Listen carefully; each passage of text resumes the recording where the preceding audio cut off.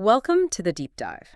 Today, we're taking a really close look, a granular look at how we feel things, the fundamental mechanics of sensation. And we're focusing on one very specific, kind of intriguing player in our skin, the Merkel cell. Yeah, it's been misunderstood for a long time. It sits right there in our largest sensory organ. Exactly. So our mission today is to really get beyond just the basics. We want to achieve, let's say, mastery. A deep understanding. Yeah, to properly grasp its function, figure out its developmental story, where it even comes from, and then connect that to its clinical relevance, which is surprisingly broad. Right. We're treating our source material today like a professional blueprint. We want that elite-level insight into this touch system.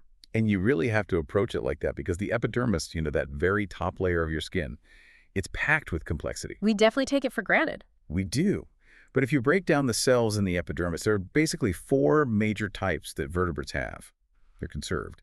And each one has a very specific job. Highly specialized roles, you mean? Absolute non-negotiable roles. Most of them, the vast majority, are keratinocytes. Those are the main structural ones. They're the workhorses, yeah. They build up those layers, create that essential watertight barrier that keeps the outside out and the inside in. They basically define the skin's structure. Okay.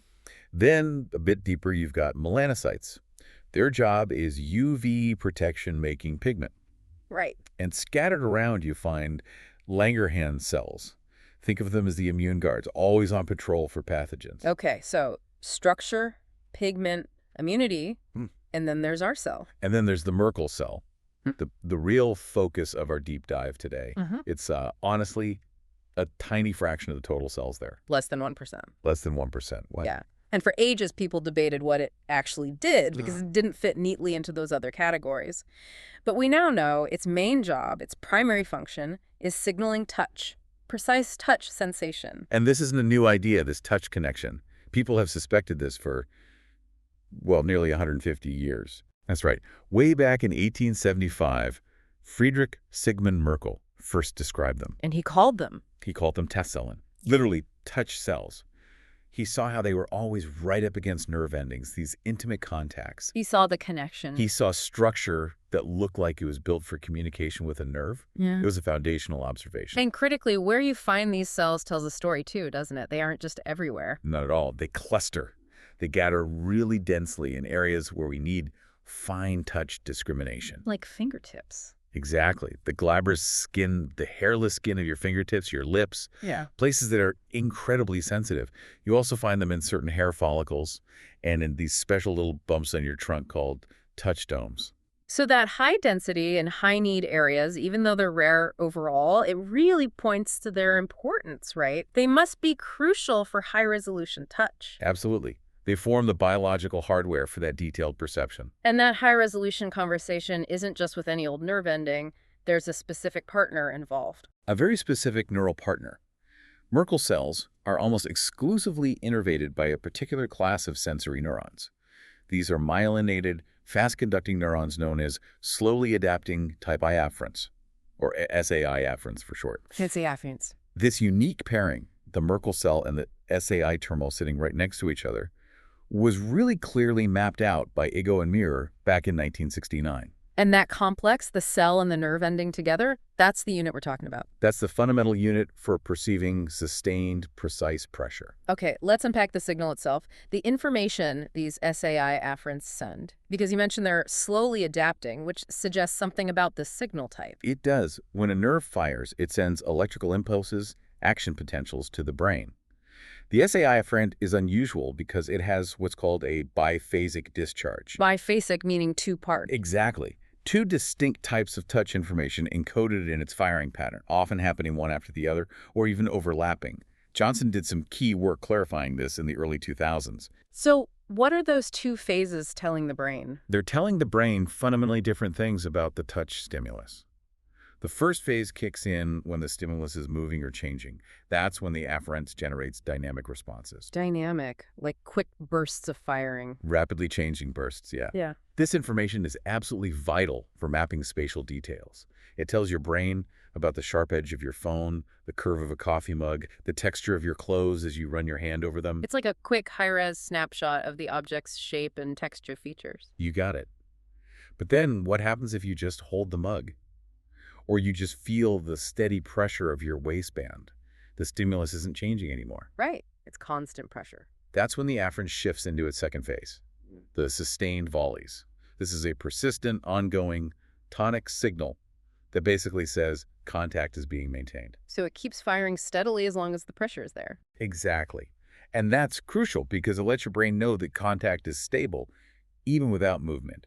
If it didn't do this, if it were rapidly adapting, the sensation would just fade away very quickly, even if you were still holding the object. Okay, so dynamic for the what and where, and sustained for the still there. A good way to put it. And this biphasic output, this is where the historical confusion about the Merkel cell really took root, wasn't it? Because seeing that cell snuggled up to the nerve. People jumped to a conclusion. The early hypothesis was pretty straightforward. The Merkel cell must be the primary sensory receptor, the transducer. Meaning it converts the physical pressure into the first electrical signal. Yeah, just like hair cells in your inner ear convert sound waves or taste cells convert chemicals, the Merkel cell looked the part, morphologically speaking. It had structures that looked like synapses contacting the nerve terminal. And inside, it had these little packages, dense core vesicles, packed with neurotransmitters. It seemed pretty obvious. Pressure hits the cell, cell releases chemicals, nerve fires. Made sense on the surface. But then the evidence started getting complicated. Very complicated. Neurophysiology studies came along that really challenged that simple transducer model. Researchers found ways to selectively damage or remove Merkel cells in patches of skin. And what happened to the nerve's response? Well, surprisingly, the SAI efferents in that same area often still responded to touch. Maybe not perfectly, but they weren't completely silent. So the nerve ending itself seemed to have some sensitivity. Exactly. That opened up possibilities. Maybe the Merkel cell was just a support structure, or maybe it modulated the nerve signal in some subtle way, but wasn't the primary sensor. It kicked off decades of debate. Was the Merkel cell the star, or just a supporting actor? Which brings us more or less up to date, where sophisticated molecular techniques finally started to paint a clearer picture. A much clearer picture reconciling those views. It confirms a model, first put forward, actually, way back in 1991 by Yamashita and Ogawa.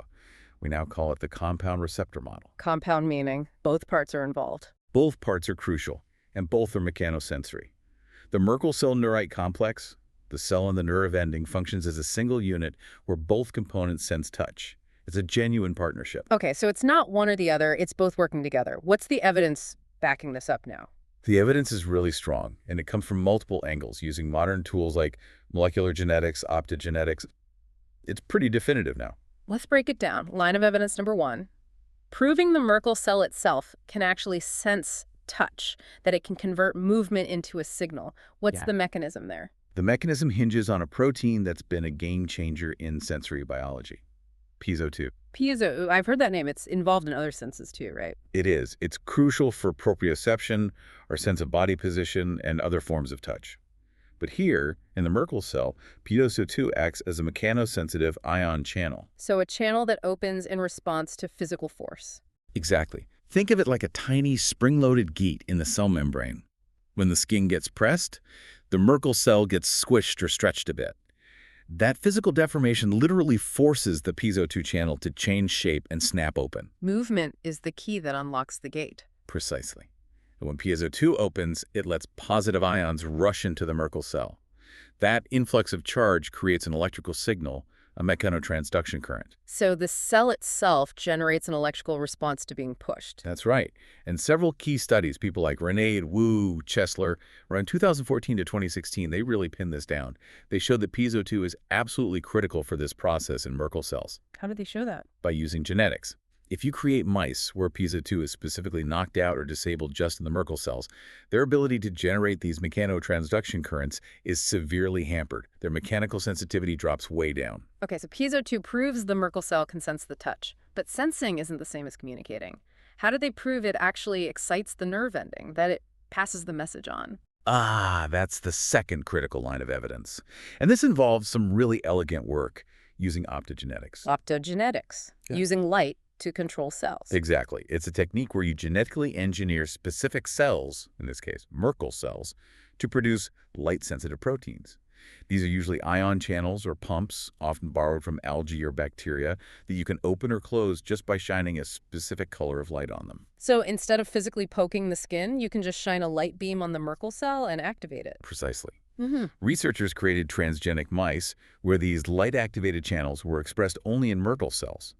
Then they shone light, maybe blue light, onto the skin surface. Activating the Merkel cells directly with light energy. Right, and the result was immediate and striking.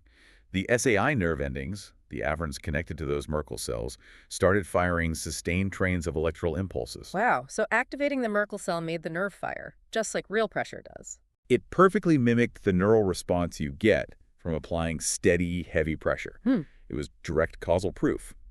Activate the Merkel cell, and the nerve fires. It shows the Merkel cell is an excitatory sensory cell. And did they do the reverse, silence the Merkel cell? They did. Using different light-activated proteins that inhibit cells, they could optogenetically silence the Merkel cells.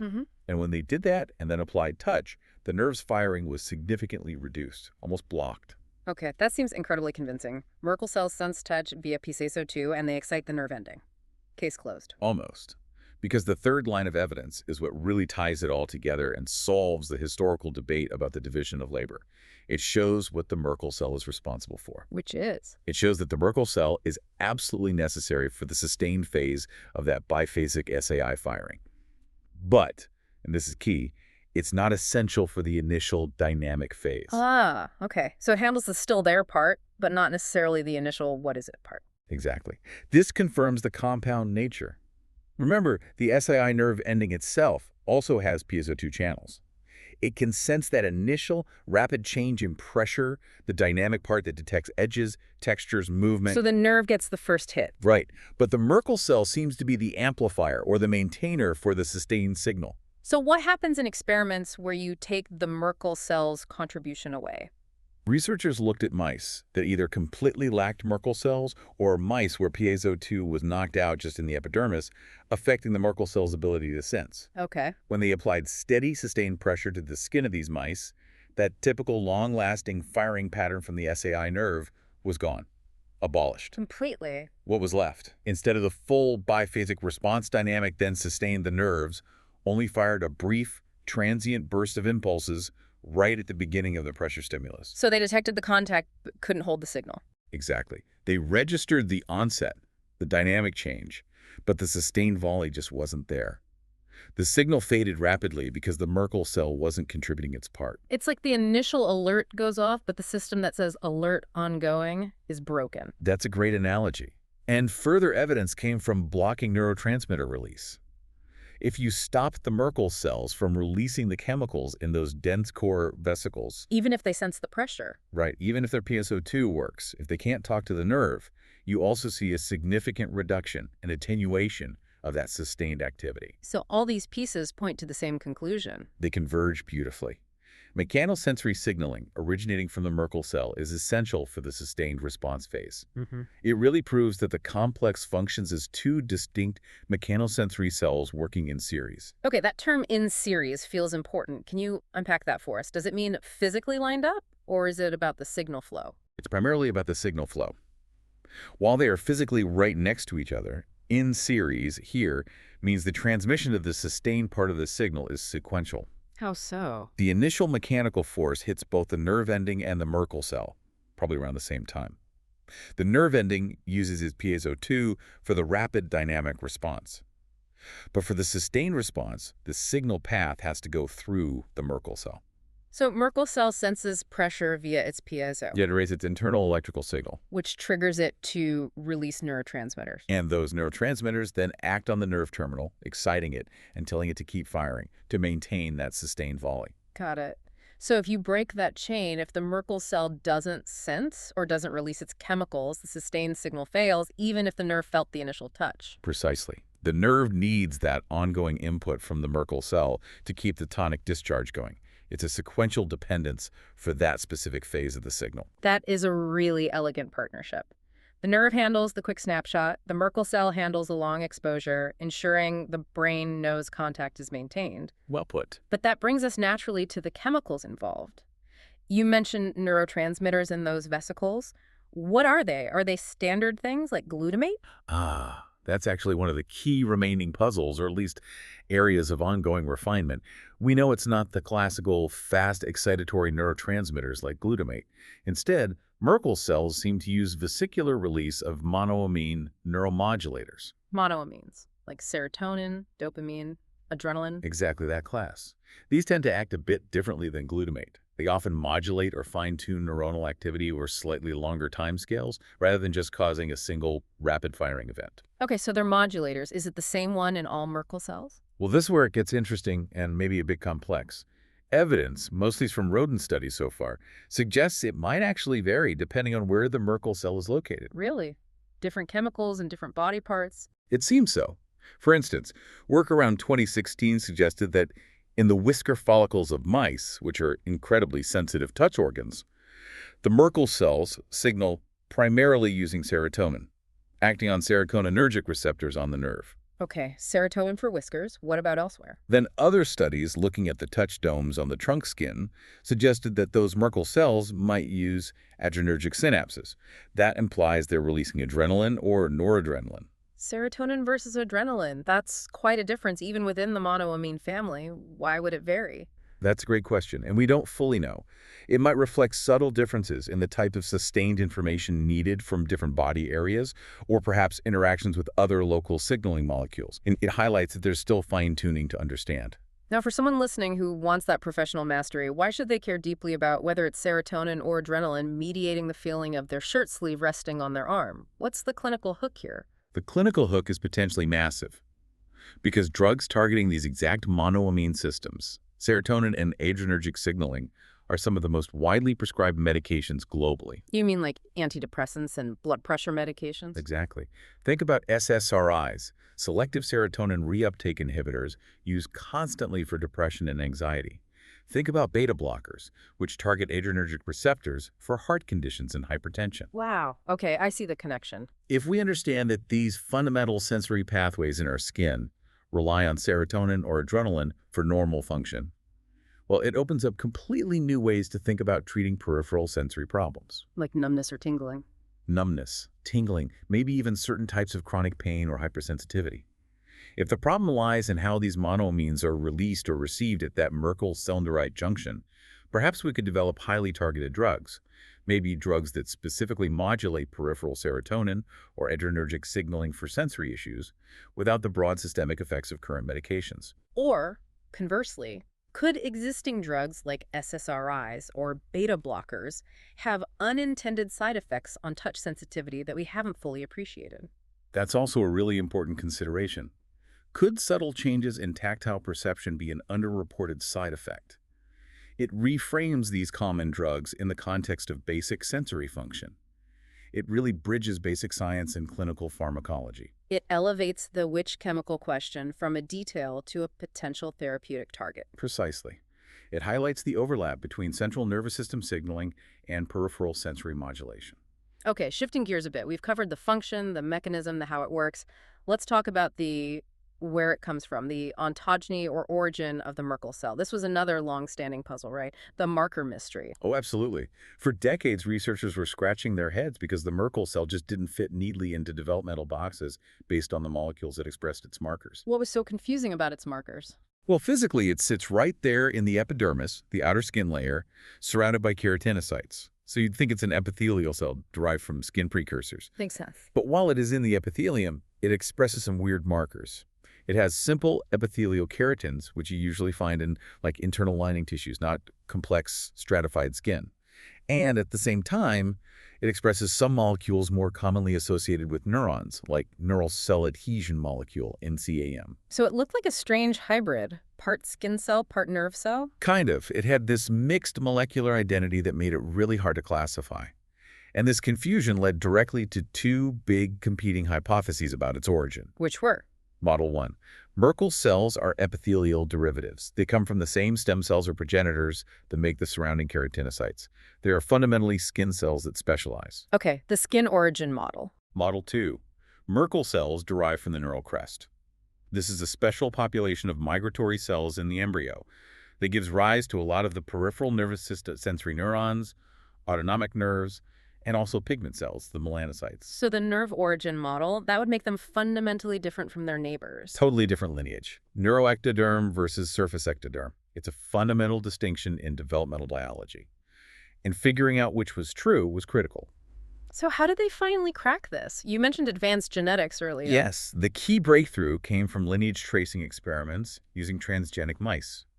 This is a really powerful technique. Can you walk us through how lineage tracing works? It sounds complex. The concept is actually quite elegant. You use a genetic tool called the Cre-Lox system.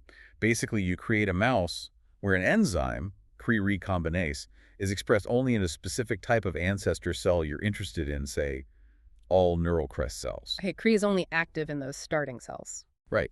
Then you also engineer the mouse so that all its cells contain a sort of reporter gene that's normally off but can be permanently switched on if Cre enzyme is present. Often this reporter makes the cell produce a fluorescent protein like GFP, so it glows green. So Cre acts like a genetic switch flipper. Exactly. When a neural crest cell, which has active Cre, divides, all its daughter cells and their daughters and so on will inherit that permanently flipped switch.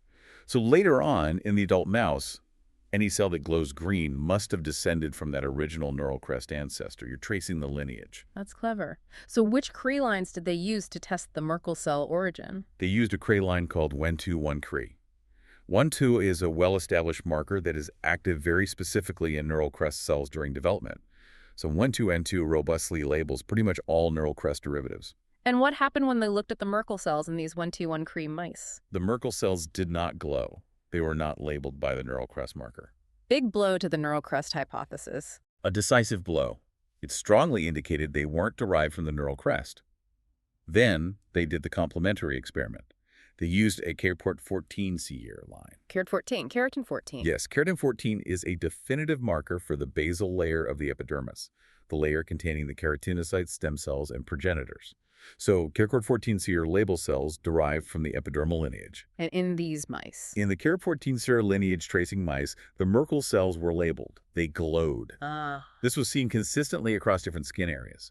The evidence, solidified by key papers around 2009 from groups like Morrison's and Van Kemeulens, became undeniable. Mammalian Merkel cells are epithelial derivatives. They come from the skin lineage. So mystery solved. They aren't rogue nerve cells that moved in. They're specialized skin cells. Exactly. They are skin cells that adopted a neuroendocrine-like function. And this fits with other developmental data, too, like the fact that disrupting certain transcription factors known to be important for epithelial development also messes up Merkel cell formation. It's an inside job, developmentally speaking. And what about later in life? Are they just formed once during development, or do they get replaced? That's another important piece linked to their origin. They aren't just static. They participate in adult homeostasis. While they are relatively long-lived cells compared to, say, surface keratinocytes, I don't last forever. no. Evidence shows they are continuously, albeit slowly, replenished from epidermal progenitors even in adult skin. Wright and colleagues showed this around 2017.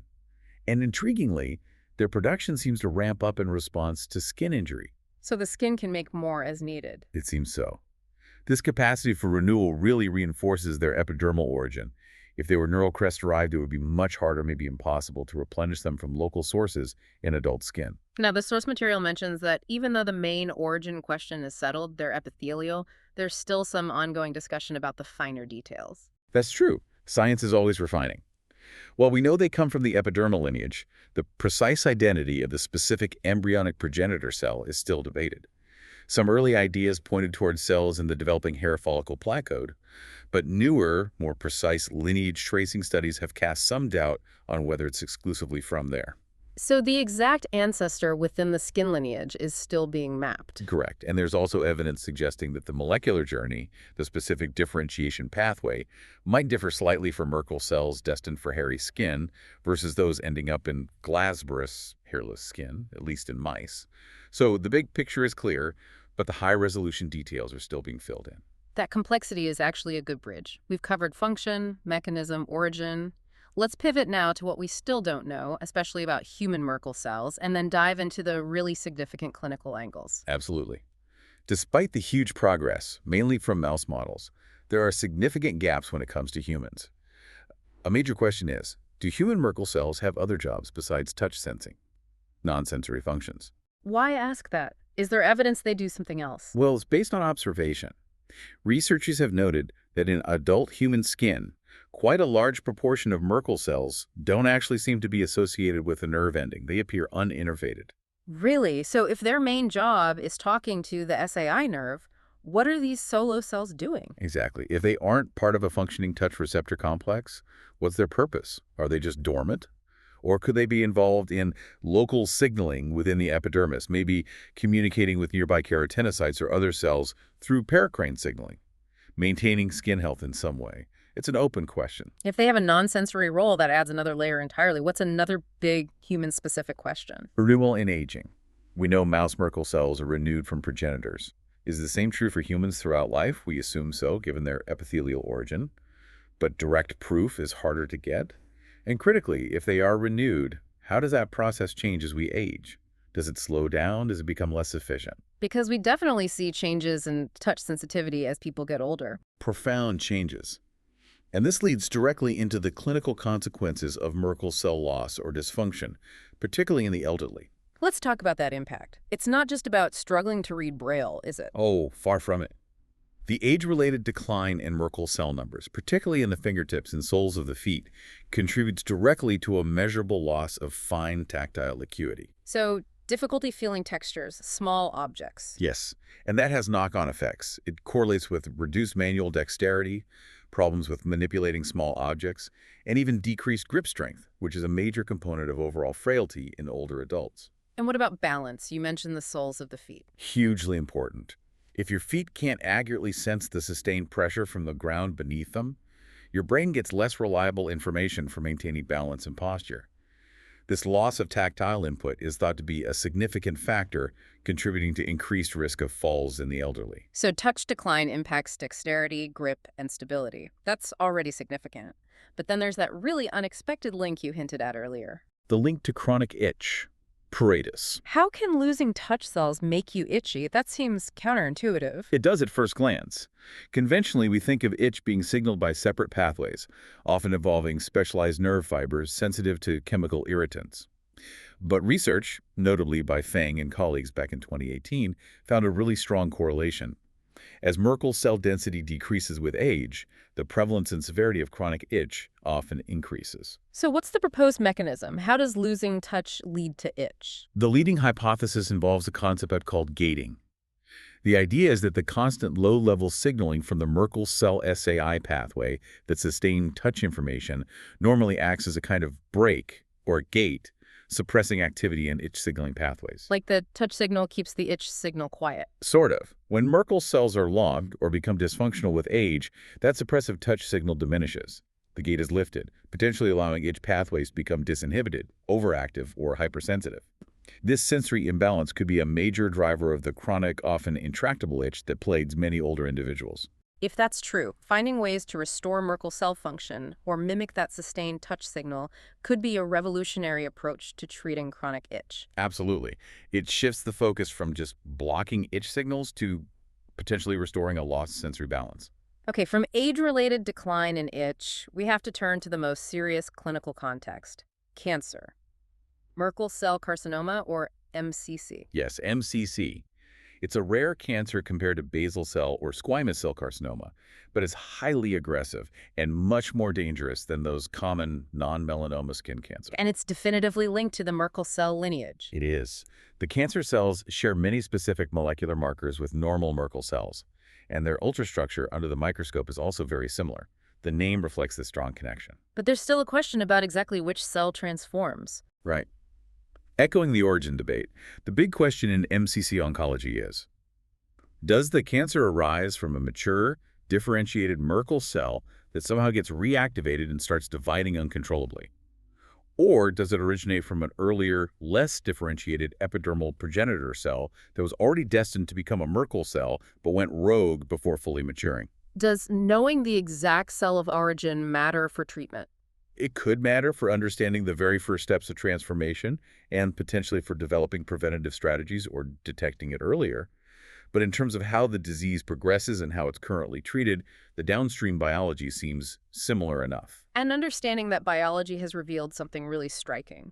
MCC doesn't just have one cause, right? There are two distinct paths to getting this cancer. Two very distinct molecular pathways, largely discovered through genomic sequencing of tumors.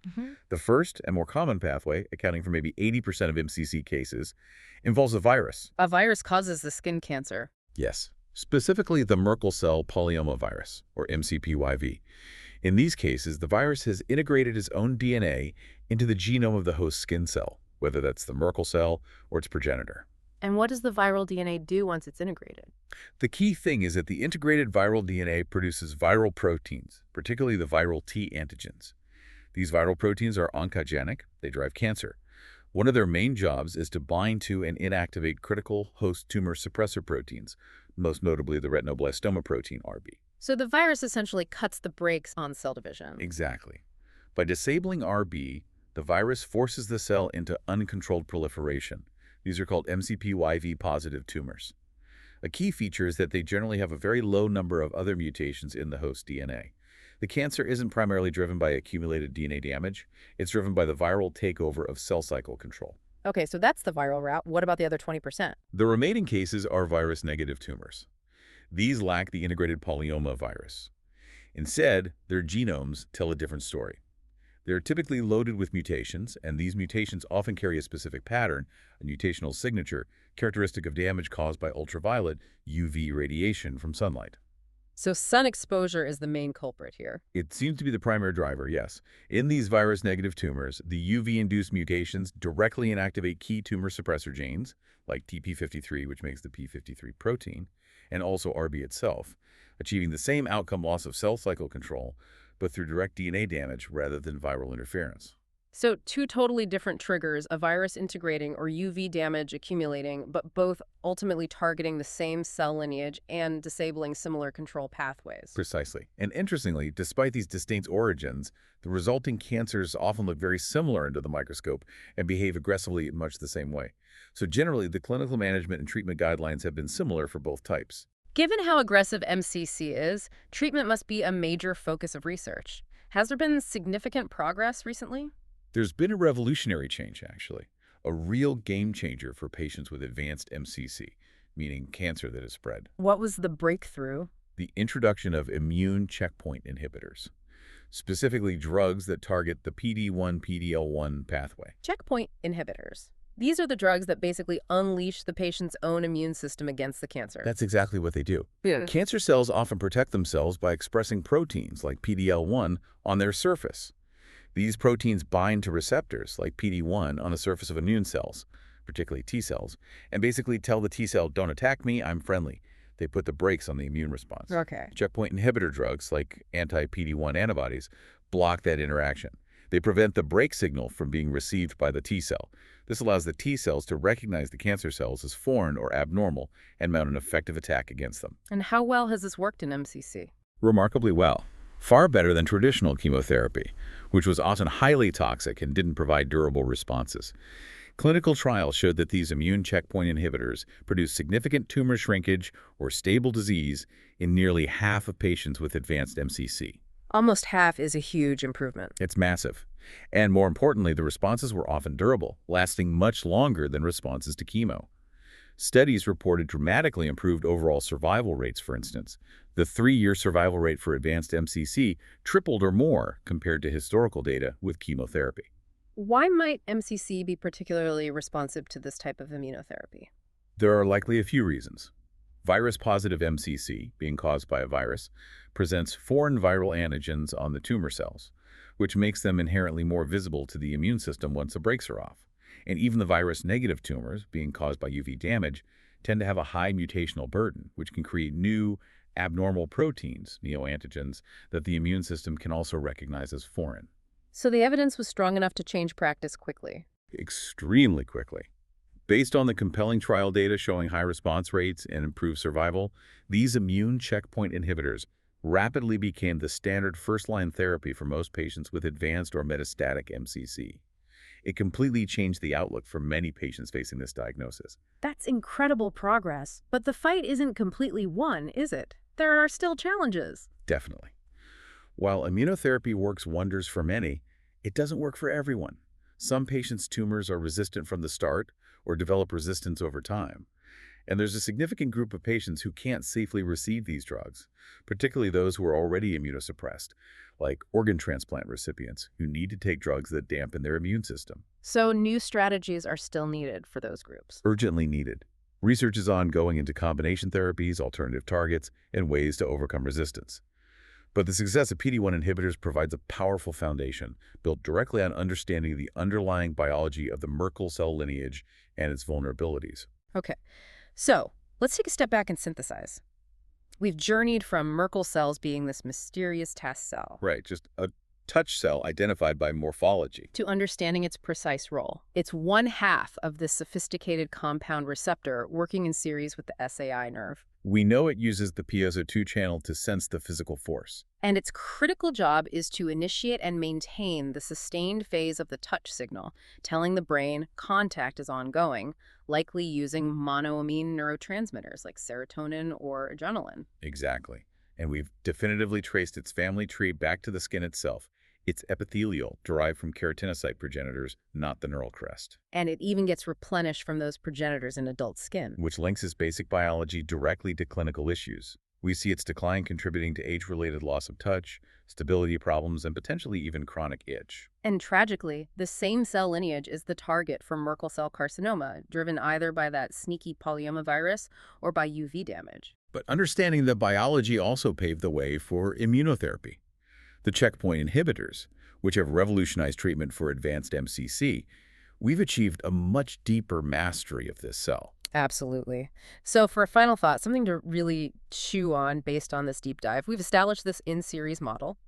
The SAI nerve ending uses its piezo2 for the fast dynamic response, while the Merkel cell uses its piezo2 to trigger monoamine release for the slow, sustained response. Right. Two components, two phases. Given that separation of labor, think about this. Could we develop therapies that target the kinetics differently? Imagine being able to specifically modulate the timing or speed of piezo2 activation in the nerve ending versus modulating the rate or amount of monoamine release from the Merkel cell. So instead of just blocking the whole signal, you'd fine-tune specific aspects of it. Exactly. Could that highly specific targeting hitting the dynamic pathway versus the sustained pathway give us entirely new ways to treat conditions like chronic pain, where maybe the sustained signal is amplified, or numbness, where maybe the sustained signal is too weak? Could we potentially adjust touch perception with that level of precision without causing global numbness or affecting other senses? That level of specificity, targeting the distinct contributions of each partner in the complex based on their different signaling dynamics. Yeah, that's a fascinating therapeutic horizon. It leverages the detailed mechanistic understanding we've gained. A level of precision built on mastering the biology of a single cell type. That's the goal. A deep dive complete. We'll see you next time.